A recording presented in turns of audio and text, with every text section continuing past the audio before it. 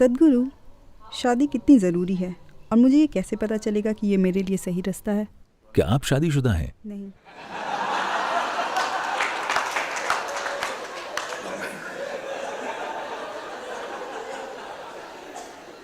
नहीं, क्योंकि ज्यादातर लोग ये सवाल बाद में पूछते हैं।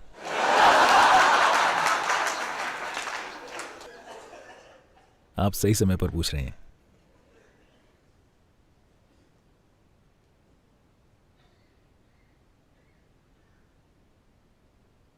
देखिए, पहले यह समझते हैं कि लोग शादी क्यों करते हैं। एक इंसान के तौर पर, चाहे आप आदमी हो या औरत, आपकी कुछ जरूरतें होती हैं। जब आप 8 साल के थे, आपका नाम क्या है? अनुष्का। अनुषा? अनुष्का। अनु? अनुष्का। ठीक है।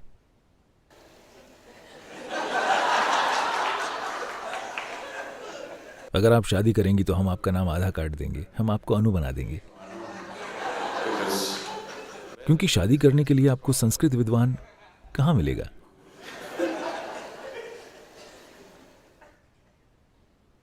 तो जब आप 8 साल के थे, अगर मैं कहता हूं अनु, क्या आप शादी करना चाहती हैं, वो बकवास लगती है ना? मेरा मतलब है, तब उस सवाल का कोई मतलब नहीं था। हाँ, उस सवाल के कोई मायने नहीं थे। अगर मैं आपसे तब पूछता जब आप 6 के थे, तो उसका कोई मतलब नहीं होता। जब आप 8 के थे, तो ये इस पर निर्भर करता है कि आपका परिवार किस तरह का है। ये या तो एक मजाक होता, या आप इसका विरोध करते, या इसे वाकई समझे बिना आप हाँ कह देते। अगर मैं ये सवाल आपसे 14 साल की उम्र में पूछता, तो आप थोड़ा शर्माते, क्योंकि आप सोचने लगे थे।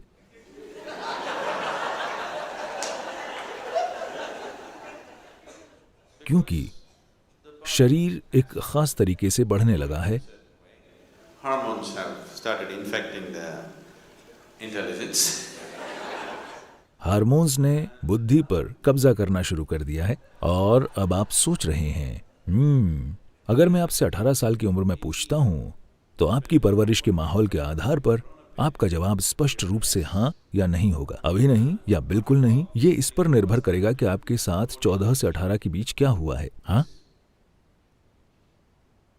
तो अब ये अच्छा है कि उन सभी पड़ावों से गुजरने के बाद अब आप खुद सवाल कर रहे हैं, न कि मैं आपसे पूछ रहा हूं या आपके माता पिता आपसे पूछ रहे हैं। आप खुद ये सवाल पूछ रही हैं, क्या मुझे शादी करने की जरूरत है?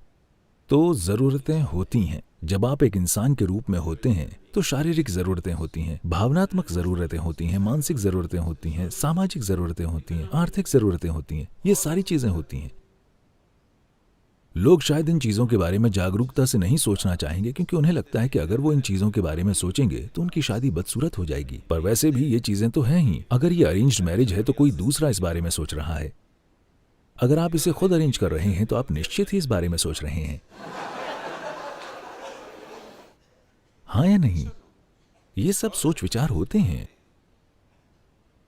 तो आजकल महिलाओं के लिए मैं ये कह रहा हूं कि दुनिया कुछ हद तक बदल गई है। अब सामाजिक और आर्थिक कारणों के लिए जरूरी नहीं है कि उसे शादी करनी ही पड़े, जब तक कि आप बस शरीर के साथ ही नहीं आई हों। आप नहीं समझी। अगर आप सिर्फ शरीर हैं और आप में दिमाग नहीं है तो अलग बात है।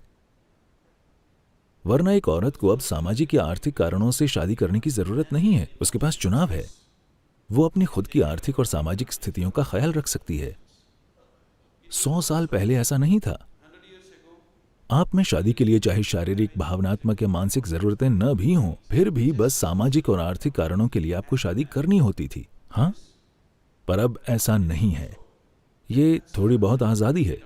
अब आपके शादी करने के कम से कम 2 कारण खत्म हो गए हैं।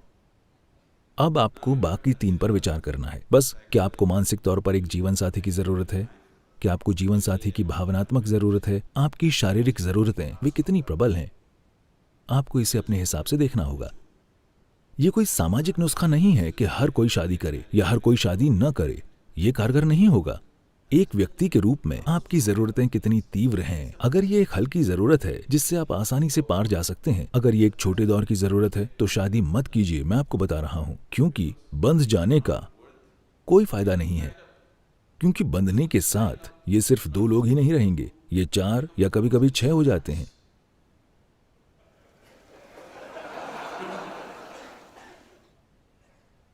मैं ये नहीं कह रहा हूं कि यह गलत है। क्या आप इसे चाहती हैं? यही सवाल है। हर इंसान को खुद के लिए सोचना चाहिए, न कि सामाजिक मानदंड से चलना चाहिए। सामाजिक चलन चाहे जो भी हो, मैं शुरू से ठीक यही बात कह रहा था। आप आध्यात्मिक सिर्फ तभी बनते हैं जब आपके चुनाव 100% खुद के होते हैं और आप दूसरी ताकतों से प्रभावित नहीं होते। आपको चुनना है कि क्या ये जरूरी है। अभी लोगों ने दूसरी तरह के समाधान ढूंढ लिए हैं। पश्चिम में और भारत में भी काफी हद तक ये होने लगा है। ठीक है, हम शादी नहीं करेंगे, हम दोनों बस साथ रहेंगे, हम लोग साथ साथ रहेंगे। तो ये साथ रहना, अगर आप बस एक इंसान के साथ रह रहे हैं तो ये वैसे भी शादी ही है, ठीक है, चाहे आपके पास शादी का सर्टिफिकेट हो या ना हो। पर अगर आप सोच रहे हैं कि आप हर सप्ताह अपना साथी बदल सकते हैं, तब आप खुद को एक गंभीर नुकसान पहुंचा रहे हैं। क्योंकि जैसे आपके मन में याददाश्त होती है, वैसे ही आपके शरीर में याददाश्त का भाव बहुत अधिक प्रबल होता है।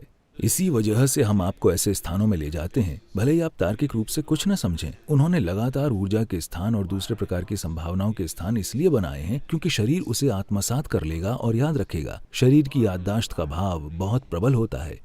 शरीर इसे आत्मसात कर लेगा और याद रखेगा। हो सकता है आप हिमालय को भूल जाएं, लेकिन शरीर हिमालय को नहीं भूलेगा, ये हमेशा याद रखेगा। आप भूलने की बीमारी के कारण पूरी याददाश्त खो सकते हैं, लेकिन भौतिक शरीर में यादें बनी रहेंगी। शरीर इसे नहीं छोड़ेगा। बस क्योंकि आपने अपनी याददाश्त खो दी है, तो इस वजह से आप अपने कर्म तक को नहीं खोने वाले हैं। तो शारीरिक नजदीकी को हमेशा से, यहां इस परंपरा में इसे ऋणानुबंध कहा जाता है। ये शरीर याददाश्त का एक गहरा भाव विकसित कर लेता है और इस तरह की बहुत सारी यादें एक खास स्तर का भ्रम और एक खास स्तर की पीड़ा पैदा करती हैं।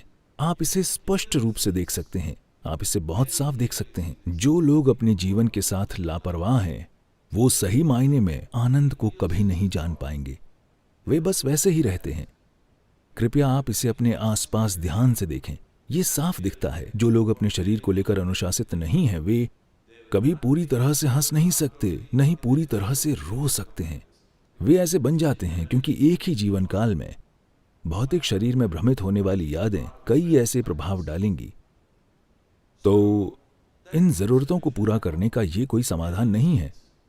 तो आप या तो शादी कीजिए या शादी मत कीजिए कि आप इन जरूरतों से परे चले जाइए। लेकिन ये ऐसी चीज है जिसे आपको निजी तौर पर देखना होगा कि मेरी जरूरत कितनी तीव्र है। अगर आप स्पष्टता से और समाज से प्रभावित हुए बिना इस पर गौर करना चाहते हैं, तो हमेशा सबसे अच्छा ये होगा कि आप 1 महीने की छुट्टी लें, आश्रम में रहें और बस ध्यान करें। जब आप निर्णय ले लें, तब आपको स्पष्टता की स्थिति में होना चाहिए।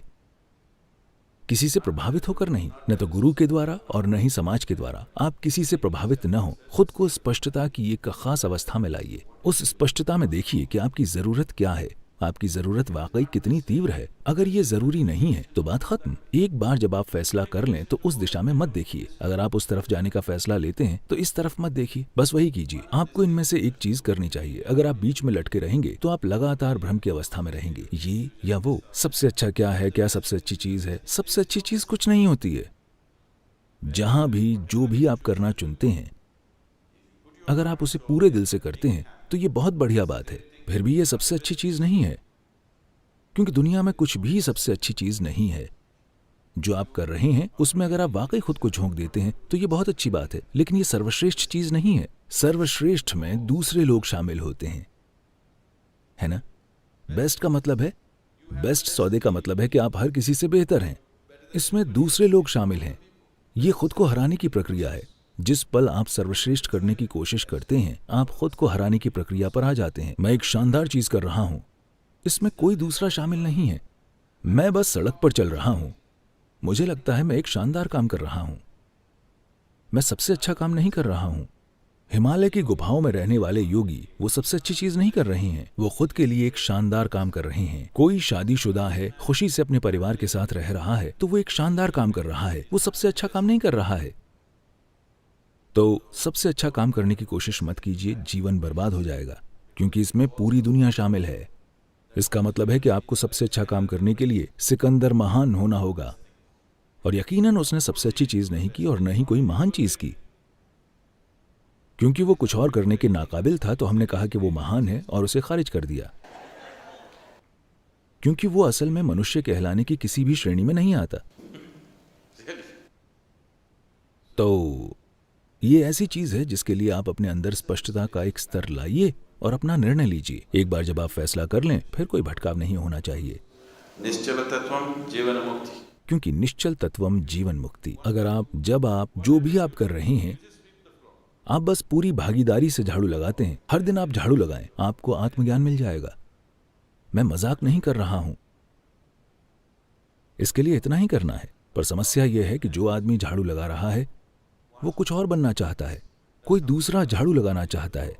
ये इंसान वो करना चाहता है, वो इंसान कुछ और करना चाहता है। कोई भी अपना काम पूरी भागीदारी के साथ नहीं कर रहा। यही पूरी समस्या है। आप जो भी कर रहे हैं, अगर आप उसे पूरी भागीदारी के साथ करते हैं, अगर आप में निश्चल तत्वम है, यानी आप जो कर रहे हैं आप उसी में लगे रहते हैं, बस उसी में। हिमालय की सड़कों पर गाड़ी चलाना आपके साथ यही करता है। ट्रैकिंग या पर्वतारोहण भी आपके साथ यही करता है। जब आप ये काम करते हैं तो आप कुछ भी और नहीं कर सकते। आप कुछ और करने की कोशिश करेंगे तो वो आपका आखिरी काम होगा। अगर आप इन सड़कों पर अपनी गाड़ी वाकई तेज चलाते हैं तो आप सिर्फ वही कर सकते हैं। अगर आप कुछ और करने की कोशिश करते हैं तो वो आप आखिरी काम कर रहे होंगे। तो आप अपना जीवन उस तरीके से जिएं, आप जो भी कर रहे हैं आप बस पूरी तरह वही करें। अगर आप में वो निश्चल तत्वम है तो आप चाहे जो करें वो ठीक है, पर हर दिन बदलते रहना। जो लोग 15 साल से शादीशुदा हैं अब वो सोच रहे हैं शायद मुझे ब्रह्मचर्य लेना चाहिए था। जो लोग 10 साल से ब्रह्मचारी हैं अब वो सोच रहे हैं शायद मुझे शादी कर लेनी चाहिए थी। ये जीवन की अंतहीन बर्बादी है।